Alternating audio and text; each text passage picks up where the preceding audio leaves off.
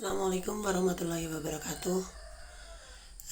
Untuk kesempatan kali ini akan saya sampaikan tentang kurs valuta asing.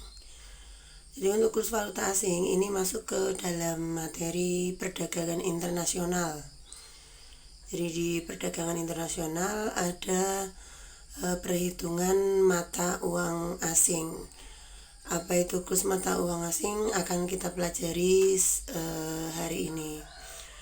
Yang dimaksud dengan kurs valuta asing adalah mata uang yang diakui, digunakan dan juga diterima sebagai alat pembayaran dalam perdagangan internasional. Kemudian untuk kurs valuta asing itu sendiri adalah perbandingan nilai atau harga antara mata uang asing yang dinyatakan atau ditukarkan dengan nilai mata uang dalam negeri. Ini untuk kurs valuta asing. Sedangkan untuk jenis-jenis kurs sendiri itu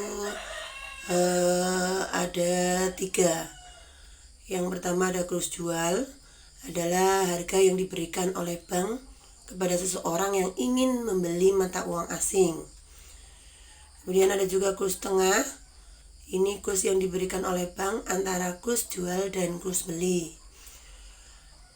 Dan yang ketiga adalah kurs beli. Ini merupakan harga yang diberikan oleh bank kepada seseorang yang ingin menukarkan mata uang asing.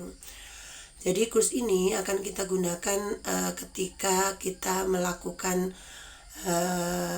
transaksi valuta asing atau mata uang asing. Jadi di sini nanti kurs jual itu akan kita gunakan ketika kita membeli falas ya. Jadi kurs jual itu berlaku untuk bank. Jadi kalau sederhananya kurs jual ya kalau kita mau menjual rupiah seperti itu ya, menjual rupiah pakai kurs jual, membeli rupiah pakai kurs beli. Dan kurs ini berlaku untuk bank.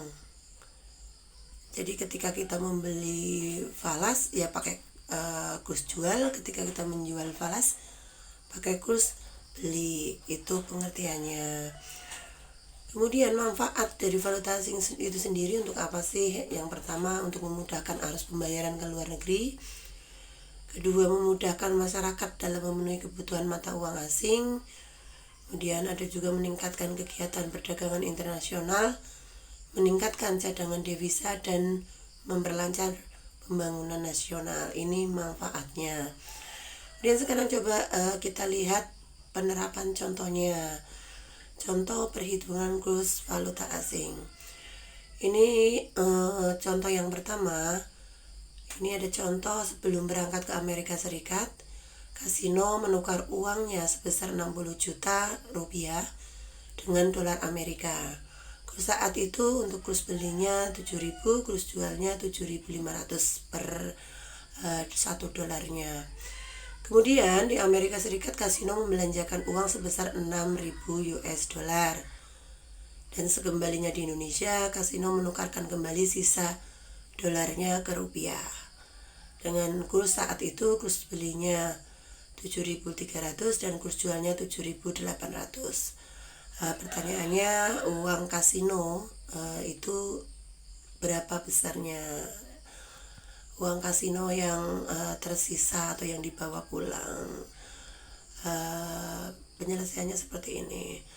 Sebelum ke Amerika berarti tuan kasino ya, kasino ini menukarkan uang rupiahnya dengan dolar, berarti menggunakan kurs jual. Kemudian 60 juta ini kita bagi dengan kurs jualnya, ketemu 8.000 US dollar. Kemudian 8.000 ini kan kita bawa ke Amerika, kemudian selama di Amerika menghabiskan uang 6.000 US dollar. Maka sisa uang kasino adalah 2.000 US dollar. Kemudian saat kembali tuan kasino menukarkan dolarnya dengan rupiah dengan menggunakan kurs beli yang pada saat itu adalah 7.300 rupiah. Totalnya adalah 14.600 rupiah. Jadi uang yang dibawa oleh kasino atau uang yang tersisa sepulang dari Amerika adalah 14.600.000 rupiah. Ada juga satu contoh ini. Ini ada sebuah tabel untuk mata uang asing. Ada kurs jual, kurs tengah, dan kurs beli. Kemudian contoh soalnya. Di sini contoh soalnya, Bu Deni menjual madu ke Jepang dengan nilai 800 juta. Kemudian Bu Deni juga membeli peralatan elektronik dari Jepang senilai 4 juta yen. Sesuai kesepakatan, pembayaran dilakukan pihak bank karena pembeli dan penjual merupakan nasabah bank bersangkutan. Sisa rupiah yang diterima Bu Deni adalah kita hitung karena ini sudah dalam bentuk rupiah, jadi kita tuliskan dulu hasil penjualan madunya adalah 800 juta rupiah.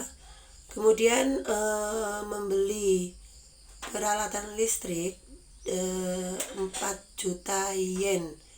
Ini dikalikan kurs belinya 126,27,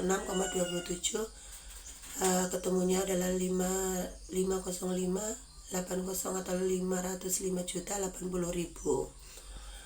Hasil penjualan madu dikurangi dengan untuk pembelian, sisanya adalah 294.920.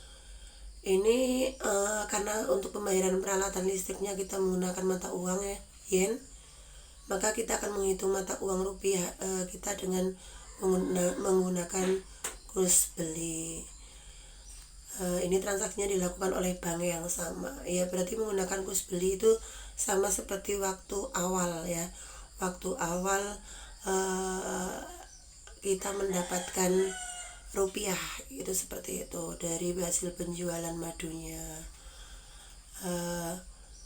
Demikian sekilas penjelasan tentang kurs valuta asing.